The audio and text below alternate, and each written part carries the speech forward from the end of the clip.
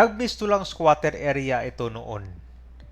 Napuno ng mga basura at mga barong-barong. Talagang napabayaan itong area na to. Pero ngayon tinan mo, 'di ba?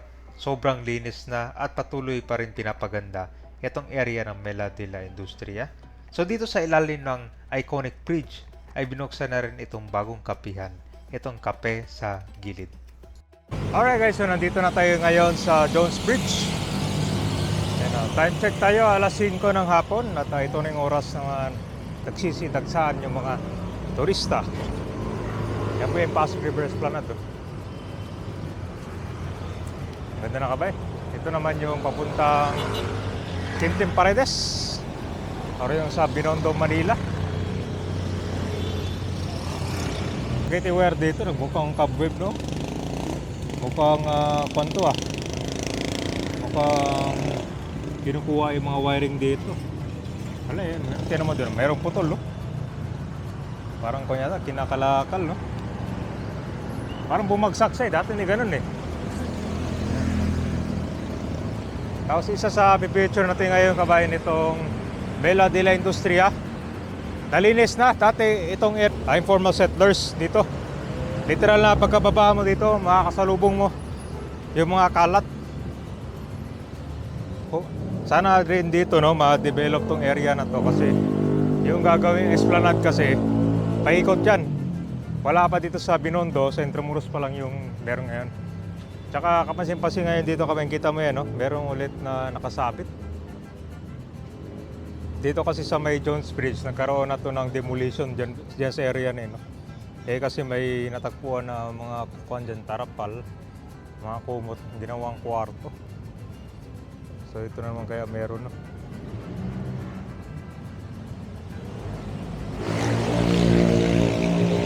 Ito yung madalas na tinatanong sa ating mga taga-Manileño, itong area na to.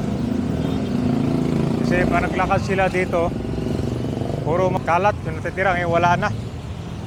Tsaka bagong pintura na rin yung gutter nya, oh. Diba? Malinis na. Dati kung talaga parang squatter area to.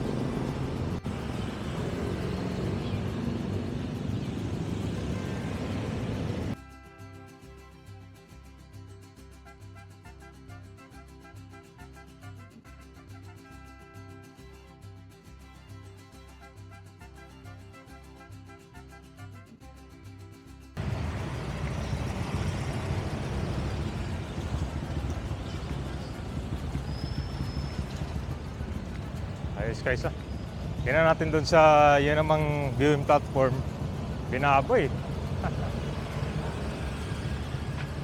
Wala na guys kasi nangyari dyan, kinuha yung mga bakal eh. Ito yung last time guys na inaugurate to, itong bagong pailaw dito. Personal na witness ni Yorme to. Yung pagpapailaw dyan, ito yung building na redevelop. Lakad-lakad lang tayo. Grabe, laki ang pinagbago na. Maganda na tingnan.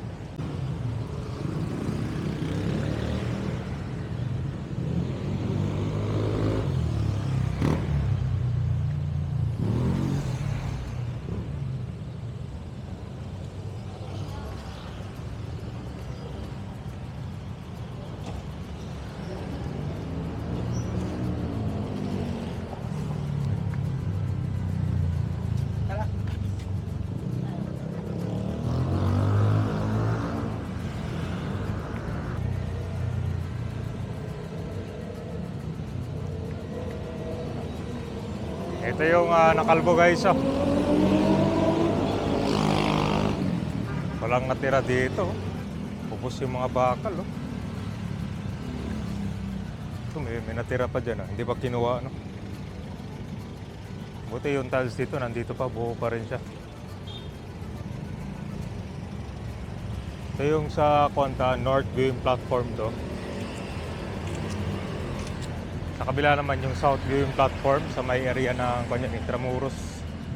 Pati ito sinusulatan din nila.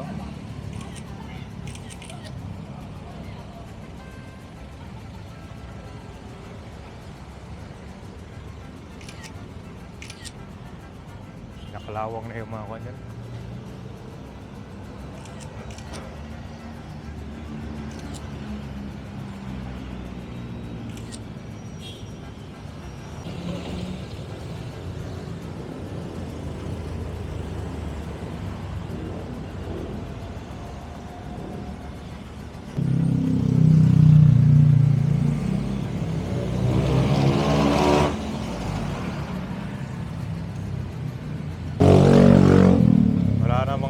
basura dyan.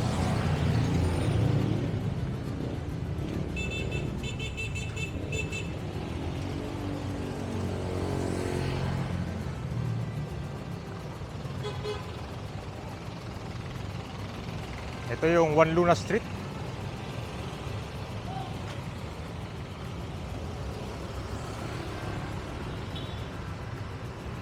Diba? Ang linis ang tignan, no?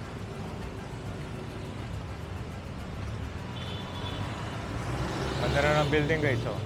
Ito pala yung the First National City Bank of New York. Bagong pintura. May MD Industrial City. Yan.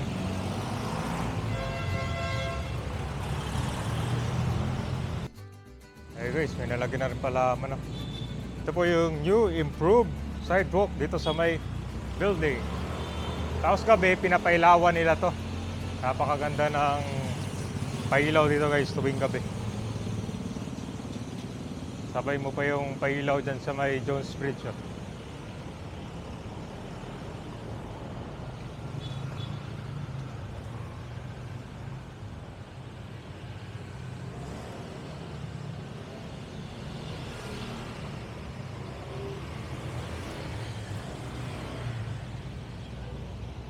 Viral.